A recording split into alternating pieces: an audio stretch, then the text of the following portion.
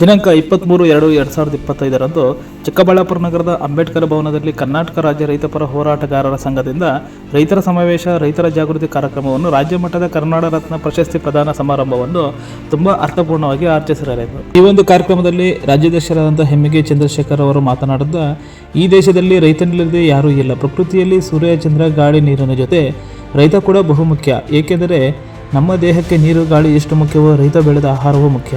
ಅಂತಹ ರೈತರು ಆತ್ಮಹತ್ಯೆಗೆ ಗುರಿಯಾಗುತ್ತಿರುವುದು ನೋವಿನ ಸಂಗತಿ. ಎಲ್ಲ ರೈತರು ಒಗ್ಗಟ್ಟಾದರೆ ಮಾತ್ರ ಇದಕ್ಕೆ ಸರಿಯಾದ ಮಾರ್ಗ ಕಂಡುಕೊಳ್ಳಬಹುದು ಎಂದು ತಿಳಿಸಿದರು.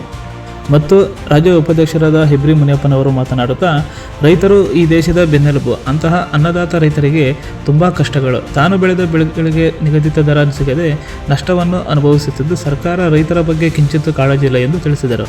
ಹಾಗೂ ವೇದಿಕೆಯನ್ನು ಹಂಚಿಕೊಂಡ ಅನೇಕ ರೈತರುಗಳು, ಗಣ್ಯರುಗಳು ರೈತರ ಬಗ್ಗೆ ಬಹಳ ಅರ್ಥಪೂರ್ಣವಾಗಿ ಮಾತನಾಡಿದರು.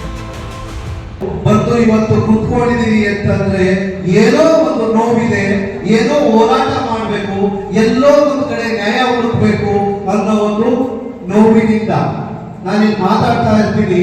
ನೀವು ಆರಾಮಾಗಿ ಮಾತಾಡ್ತಾ ಇದ್ರೆ ಅಂದ್ರೆ ಈ ವೇದಿಕೆಗೂ ಬೆಲೆ ಇಲ್ಲ, ಅಥವಾ ಜಾಗೃತಿಯನ್ನ ಮಾಡ್ತಾ ಒಂದು ರೈತ ಸಮಾವೇಶವನ್ನ ಹುಟ್ಟಾಕಬೇಕು, ಒಂದು ದೊಡ್ಡ ಮಟ್ಟದ ಹೋರಾಟ ಮಾಡಬೇಕು. ಚಿಕ್ಕಬಳ್ಳಾಪುರ ಜಿಲ್ಲೆಯಲ್ಲಿರುವಂತಹ ಸಮಸ್ಯೆಗಳನ್ನ ದೊಡ್ಡ ಮಟ್ಟಕ್ಕೆ ಕೇಳಿಸಬೇಕು ರಾಜ್ಯದಲ್ಲಿ ಅಂತ ಒಂದು ಪ್ರಯತ್ನ ಮಾಡ್ತಾ ಇದ್ದಾರಲ್ಲ ಅಧ್ಯಕ್ಷರು ಮತ್ತೆ ಉಪಾಧ್ಯಕ್ಷರಿಗೆ, ಅದು ನಾವು ನೀಡುವಂತಹ ಮರ್ಯಾದೆ. ನಾನು ಸ್ವಲ್ಪ ಋಣ ಹೇಳಿಕೊಂಡು, ಆದ್ರೆ ನೀವು ಎದೆಕೊಟ್ಟಿ ಕೇಳ್ಕೊಳ್ಳಿ. ನೀವೆಲ್ಲ ಕೆಲಸ ಕಾರ್ಯ ಬಿಟ್ಟು ಬಂದು ಕೂತಿರೋದು ಯಾಕೆ? ಒಂದು, ನನಗೆಲ್ಲೋ ಒಂದು ಕಡೆ ಮರ್ಯಾದೆ ಸಿಗ್ಬೋದು, ಎಲ್ಲೋ ಒಂದು ಕಡೆ ನಾನು ಹೋಗಿ ಅಧಿಕಾರಿಯನ್ನ ಪ್ರಶ್ನೆ ಮಾಡುವಂತಹ ವೇದಿಕೆಯನ್ನ ಈ ವೇದಿಕೆ ಕೊಡಬಹುದು, ಅಥವಾ ನಾನು ನನ್ನ ಹಕ್ಕುಗಳನ್ನ ಹೇಗೆ ಪಡೆಯಬೇಕು ಅನ್ನೋದನ್ನ ಕಲಿಯಕ್ಕಾದ್ರೂ ಬಂದಿರ್ತೀವಿ. ಆ ಕಲಿಯೋಕ್ ಬಂದಾಗ ವೇದಿಕೆಯನ್ನ ಕೊಟ್ಟಾಗ ಯಾರೋ ಒಬ್ಬ ಹಿರಿಯರು ಇದ್ದಾಗ ಅವ್ರನ್ನ ಕೇಳಿ ತಿಳ್ಕೋಬೇಕು ನಾವು. ಸರ್, ನನಗೊಂದು ಹಕ್ಕು ಇಲ್ಲ, ಏನದು? ನನ್ನ ಹತ್ರ ಯಾವುದೋ ಒಂದು ಪತ್ರ ಇಲ್ಲ, ನನಗೊಂದು ಸಾಗುವಳಿ ಚೀಟಿ ಕೊಟ್ಟಿದ್ದಾರೆ, ನಾನು ಜಮೀನಲ್ಲಿ ಉಳುಮೆ ಮಾಡ್ತಾ ಇದ್ದೀನಿ, ಆದ್ರೂ ನನ್ನ ಬದುಕಕ್ಕೆ ಬಿಡ್ತಾ ಇಲ್ಲ.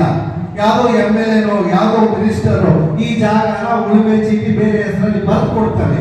ಅವತ್ತು ನಿಮ್ಮ ಸಮಸ್ಯೆ ನಿಮಗೆ ದೊಡ್ಡದು.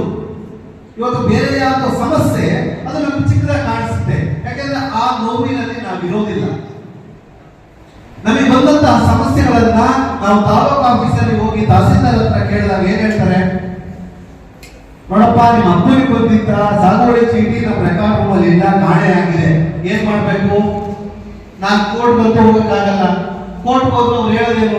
ತಾಲೂಕು ಆಫೀಸಲ್ಲಿ ಸಾಗುವಳಿ ಚೀಟಿನ ದೃಢೀಕರಣ ಮಾಡಿ ತಂದ್ಕೊಡಿ, ನಿಮ್ಮ ಹೆಸರಿಗೆ ಡಿಗ್ರಿ ಮಾಡ್ಕೊಡ್ತೀವಿ, ಅಂದ್ರೆ ನಿಮ್ಮ ಹೆಸರಿಗೆ ಬಾಣಿ ಎತ್ಕೊಡ್ತೀವಿ ಅಂತಾರೆ. ಇಲ್ಲಿ ತಹಸೀಲ್ದಾರ್ ಹತ್ರನೂ ಸಾಗುವಳಿ ಚೀಟಿ ಇಲ್ಲ, ಸರ್ಕಾರ ಆತರ ಮೋಸ ಮಾಡ್ಕೊಂಡು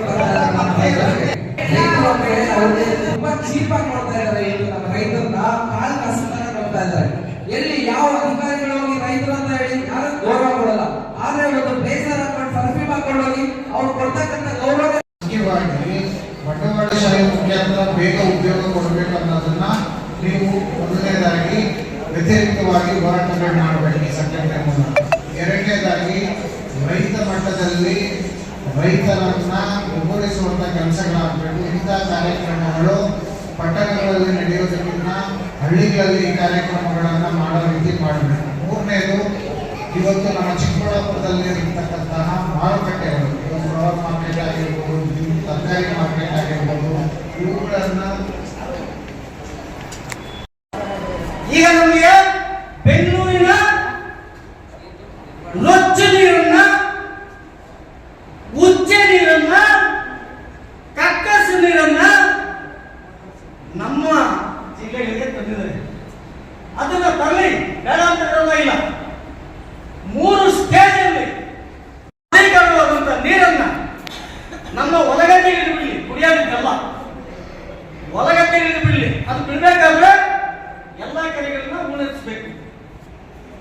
ಎರಡನೇದು, ಮೊದಲನೇದಾಗಿ ನಾವು ಹೇಳಿದ್ದು ಈ ಕೆರೆಗಳನ್ನ ಉಳಿಸಬೇಕು. ಕೋವಿಡ್-19 ಬಂದಿದ್ದಲ್ಲ, ಅದರ ಏನೋ ಒಂದು ದಲಿತರ ಕಾರ್ಯಕ್ರಮ ಆಯ್ತ್ರೆ, ನಮ್ಗೆ ವಯಸ್ಸಾಗೋಯ್ತು, 10ನೇ ವರ್ಷದಲ್ಲಿ ಈಗ ನಡೀತಾ ಇಲ್ಲ. ಇಂಥ ಮಕ್ಕಳು, ಹೆಣ್ಣು ಮಕ್ಕಳು, ಮೊಮ್ಮಕ್ಕಳು ಎಲ್ಲ 8 ಜನ ಇದ್ದಾರೆ. ನಾನು ಯಾಕೆ ಈ ರೈತರ ಬೋರ್ಡ್ ನೋಡ್ತಾನೆ, ನಾನೇನು ಗೆಸ್ಟ್ ಅಲ್ಲ, ಇಲ್ಲಿ ಸ್ನೇಹಿತರು ಬಂದ್ಬಿಡೋಣ ನಾವು ಮೇಲೆ ಅಂತ ಕರೆದು ಬಂದೆ ಅಷ್ಟೇ. ಇವತ್ತು ಕೋಲಾರ ಇರಬೇಕಾಯ್ತು. ಅಧೀನದಲ್ಲಿ ಕೊಮ್ಮಣ್ಣ ಅಂತ ಒಬ್ಬ ಲೀಡರ್ ಇವಾಗಿದ್ದಾನೆ, 1 ತಿಂಗಳಾಯ್ತು. ಅವ್ರನ್ನ ನುಡಿನಮ ಕಾರ್ಯಕ್ರಮ ಇದೆ ಇವತ್ತಲ್ಲಿ ಅಧೀನದಲ್ಲಿ. ಆ ನುಡಿನಮ ಕಾರ್ಯಕ್ರಮಕ್ಕೆ ಪ್ರಧಾನಮಂತ್ರಿಗೂ ಒಂದೇ ಓಟೆ. ಅಲ್ಲಿ ಕಸ ಗುಡಿಸೋದು ನನ್ನ ಅಕ್ಕ ಜೊತೆಗೆ ಸಂಘಟನೆಗಳಿದೆಯಲ್ಲ, ಸಂಘಟನೆಗಳು ಬೆಂಕಿ ಚಕ್ರಬೇಕು, ಸಂಘಟನೆಗಳು ಸಿಡಿದಿರಬೇಕು, ಸಂಘಟನೆಗಳು ಸಿಡಿದಿರಬೇಕು. ಆಗಿದ್ರೆ ಮಾತ್ರ ಸಂಘಟನೆ ಗಮನ ಕೊಡ್ತಾರೆ, ಎದುರ್ತಾರೆ. ಏನೋ ಒಂದು ಯಾರೋ ಒಂದು ಅಂಶ ಮಾತಾಡೋದು ಕೊಡಲ್ಲ. ಈ ಮಿತಿಗಳಿಗೆ ಬರಬೇಕು. ಇವತ್ತು ಒಬ್ಬ ಪುರುಷನಿದ್ರೆ ಒಂದು ಮಹಿಳಾ ಶಕ್ತಿ ಇದೆ. ಮಹಿಳೆ ಇದ್ರೆ ಪುರುಷ ಏನು ಮಾಡೋಕ್ಕಾಗುತ್ತಿಲ್ಲ. ಜೀವನದಲ್ಲಿ ಗಂಡಸರಿಗೆ ಜೀವನ ಮಾಡ್ತಾರೆ, ಆದ್ರೆ ಹೆಂಗಸಿ ಯಾವುದೇ ಕಾರಣಕ್ಕೂ ಜೀವನ ಮಾಡಲು ಸಾಧ್ಯವೇ ಇಲ್ಲ. ಇದು ಸದಸ್ಯದ. ಆದ್ರಿಂದ ನಮ್ಮ ಸಂಘಟನೆಗಳು ಬೆಂಕಿತರಾಗಿ ಒಬ್ಬೊಬ್ಬರೇ ಯಾರಾದರೂ ಒಬ್ಬರ ಎಲ್ಲ ಸಂಘಟನೆಗಳಿಗೆ ಅಷ್ಟು ಬೇಕಾಗಿ ಈ ಸಂಘಟನೆ ಒಂದೇ ಅಲ್ಲ, ಈ ಬರೀತಕ್ಕಂಥ ಎಲ್ಲಾ ಸಂಘಟನೆಯವರೇ. ನಿಮ್ಮ ಚಿಕ್ಕಬಳ್ಳಾಪುರದಲ್ಲಿ ಬೇಕಾದ ಸಮಸ್ಯೆಗಳಿದೆ. ನೀರಿನ ಸಮಸ್ಯೆ ಹೇಳಲು ಪ್ರತಿಯೊಂದು ಸಮಸ್ಯೆಗೆ ತೀರ್ಮಾನ ನಮ್ಮ ಹೋರಾಟ, ನಮ್ಮ ಸಂಘಟನೆ.